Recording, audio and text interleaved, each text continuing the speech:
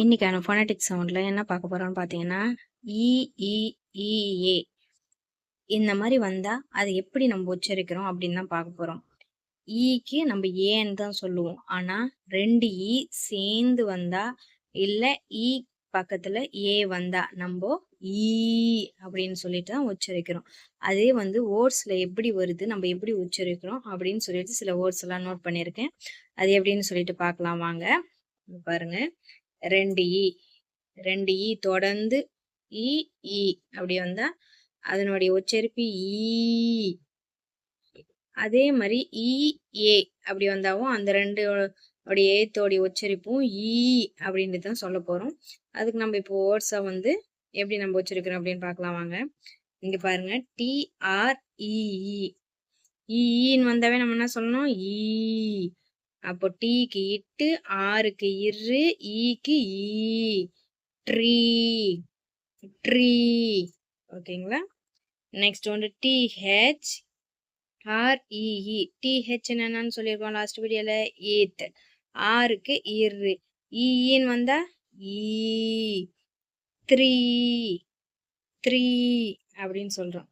Next WEEK. டபிள்யூக்கு இவ்வு, ஈக்கு ஈ, கேக்கு ஈக்கு வீக் வீக் அப்படின்னு சொல்லிட்டு படிக்கிறோம். நெக்ஸ்ட் டபிள்யூஇகேனாலும் வீக் தான், டபிள்யூஇஏகே அப்படின்னாலும் வீக் தான். டபிள்யூ இவ்வு, ஈஏக்கு ஈ, கேக்கு ஈக்கு வீக் அப்படின்னு சொல்லிட்டு படிக்கிறோம். சிஹெச்இஇஎஸ்சி. சிஹெச் என்னன்னு படிச்சோம் லாஸ்ட் வீக்ல, டிஹெச் எஸ்ஹெச் சிஹெச் அப்படின்னு சொல்ற வேர்ட்ஸ் எல்லாம் படிச்சோம். அப்போ சிஹெச் என்ன ஹெச், ஈன்னா ஈ, எஸ்க்கு இஸ், லாஸ்ட் எண்டிங்ல ஈ வந்தா நம்ம என்னன்னு சொல்லியிருக்கோம், சைலண்ட் சொல்லியிருக்கோம். அப்போ சீஸ் என்னன்னு படிக்கணும், சீஸ். Next word டிஆர்இஏஎம். டிக்கு இட்டு, ஆருக்கு இரு, ஈஏ வந்தா ஈ, எம்முக்கு இம், ட்ரீம். எப்படி படிக்கணும், ட்ரீம். Next word SNEAK. எஸ்க்கு இஸ், என்னுக்கு இன்னு, ஈஏன்னா ஈ, கேக்கு ஈக்கு ஸ்னீக் அப்படின்னு படிக்கணும். நெக்ஸ்ட் சிக்கு ஈக்கு, எல்லுக்கு இல்லு, ஈஏ வந்தா ஈ, எண்ணுக்கு இன்னு, கிளீன் கிளீன் அப்படின்னு சொல்லிட்டு படிக்கணும். நெக்ஸ்ட் டீக்கு இட்டு, ஆருக்கு இரு, ஈஏன்னா ஈ, டீக்கு இட்டு ட்ரீட்.